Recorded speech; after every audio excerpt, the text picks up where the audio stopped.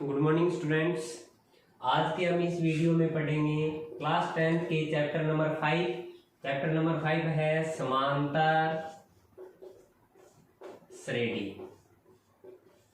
समांतर श्रेणी के बारे में अब इस चैप्टर से बोर्ड परीक्षा में 3 नंबर का एक क्वेश्चन आता है।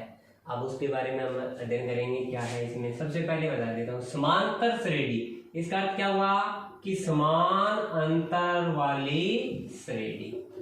समान अंतर वाली सीढ़ी यानी जैसे हमने घर पे देखा होगा सीढ़ी बनी होती है, ऐसे होती है नहीं होती, तो इसके जो बीच का अंतर होता है जो एक क्रम में होता है यानी समान अंतर में चलती है ये कौन सी कहलाती है? समांतर श्रेणी। अगर इसी तरह गणितीय रूप में देखें तो पदों का जैसे संख्या हुई 3 के बाद में आ गया 5 में के बाद में आ गया 7 के बाद में आ गया 9। हर एक पद है वो कितना कितना जुड़कर चल रहा है? 2 इसका मतलब ये बीच का अंतर समान चल रहा है, तो ये क्या होगी? एक समांतर श्रेणी। ये अंतर घट भी सकता है और बढ़ भी सकता है, यानी जो सीढ़ी ऊपर जाती है वही तो वापस नीचे आती है, तो ऊपर जाएंगे तो बढ़ रही है, नीचे आएंगे तो घट रही है, दोनों तरफ से ध्यान रखना। तो ये क्या कहलाएगी? समांतर श्रेणी। ये जहां से शुरू की जाती है वो कहलाता है उसका प्रथम पद, जिसको किसके द्वारा लिखा जाता है? ए के द्वारा, A1 प्रथम पद। दूसरा है तो A2, तीसरा है तो A3, चौथा है तो A4, ऐसी चलते रहेगी। पांचवा है तो A5, छठा है तो A6, लास्ट में क्या आ जाएगा? AN। AN का मतलब अंतिम लास्ट पद। संख्या चलती रहेगी 1 2 3 4। अब हमें क्या पता अंतिम संख्या क्या है? अनंत, जिसको हमने क्या मान लिया? n। तो अंतिम पद क्या हो गया? AN। इनके जो बीच का जो अंतर होता है वो किसका मान कहलाता है? D का। डिफरेंस, इनके बीच का जो अंतर होगा वो किसका मान होगा? D का। एक होता है इसमें इस अंतिम पद को L के द्वारा भी लिख सकते हैं हम। लास्ट पद AN है वो क्या होता है? L यानी लास्ट पद। प्रथम पद A1 में लिख सकते हैं और A भी है तो प्रथम पद है वो एक D है, एक AN है और एक L है। एक होता है इसमें पदों की संख्या कितनी है। इस अंतर में 5 पद हैं, 7 पद हैं, तो जो पदों की संख्या है, पदों की संख्या वो किसका मान होता है? N। कितने नंबर से संख्या कितनी है तो वो कहलाता है पदों की संख्या। याद रखना, ये नॉर्मल इसका रूप है। इसके बाद में अगर हमें जांच करनी है कि ये समांतर श्रेणी है या नहीं, तो हम क्या करेंगे? हर एक दूसरे पद में से उसका पूर्ववर्ती पद घटाते जाएंगे, पहले को छोड़कर। हर पद में से उसका पूर्ववर्ती पद घटाते जाएंगे और घटाने पर जो मान आए वो मान बराबर आए। जैसे हम एग्जांपल लिख देते हैं 3 1 -1 -3। 1 में से 3 घटाएंगे -2 आएगा। -1 में से -1 घटाएंगे -2 आएगा। -3 में से -1 घटाएंगे -2 आएगा। हर बार अंतर समान आ रहा है, तो अगर ये अंतर समान है तो ये समांतर श्रेणी है। जांच करनी हो तो, अगर आपको समांतर श्रेणी बनानी हो, अगर आपको A का मान दे दे कि ये है और D का मान दे दे कि ये है, इसकी समांतर श्रेणी बनाइए, तो आप क्या करोगे? A तो हमेशा प्रथम पद होता है, D अगर प्लस का है तो जोड़ते जाओ और माइनस का है तो घटाते जाओ। 5 में से 2 घटाया 3 में से फिर 2 घटाया 1 में से फिर 2 घटाया -1 में से फिर 2 घटाया -3। इस प्रकार ये चलती रहेगी। तो ये समांतर श्रेणी हम बना सकते हैं।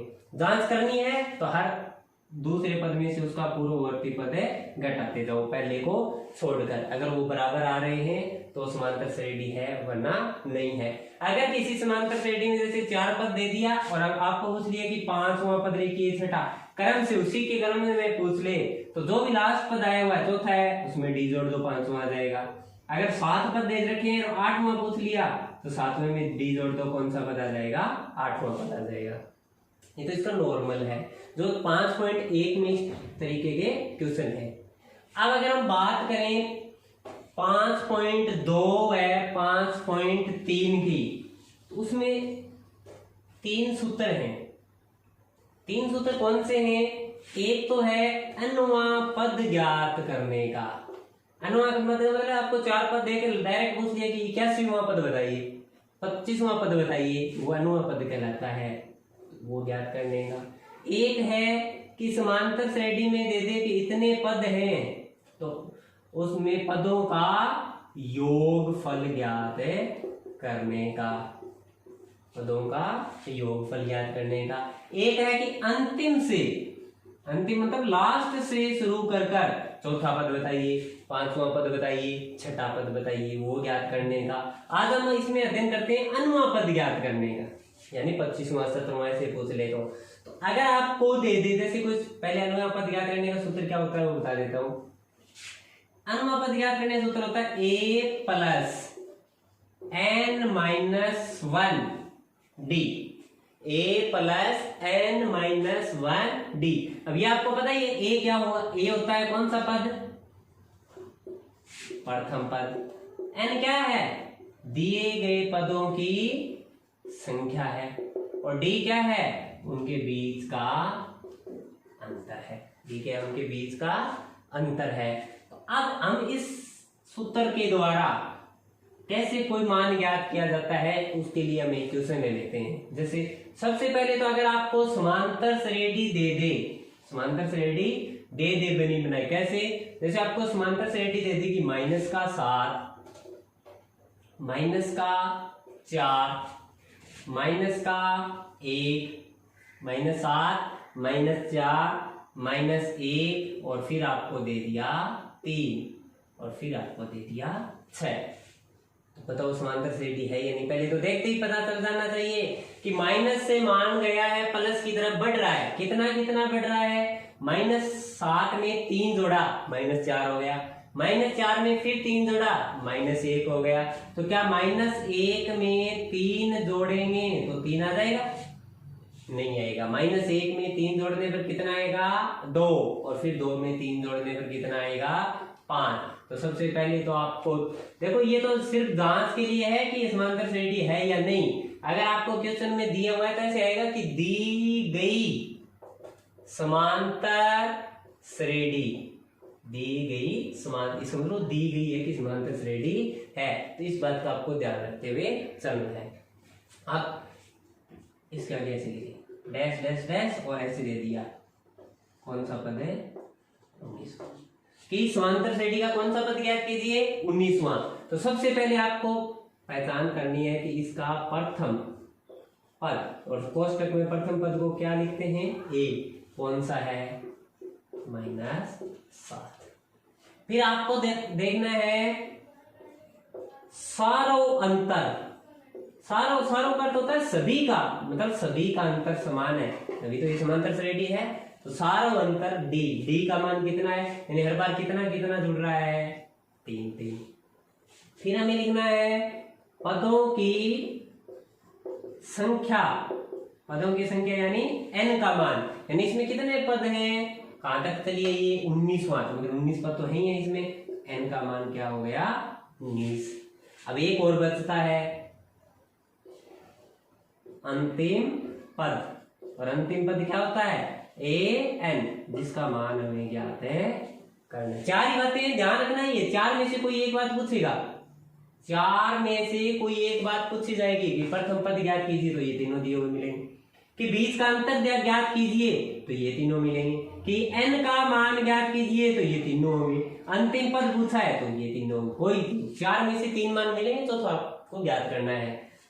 अब देखो इसमें 19वां पद ज्ञात करना है, सारे लिख दिए। अब an ज्ञात करने का सूत्र क्या होता है, a plus n minus 1 d, सूत्र लगा दो और सूत्र में मान रख दो। तो a का मान कितना है, a का मान -7, n का मान 19 -1 और गुणा d का मान कितना है, 3।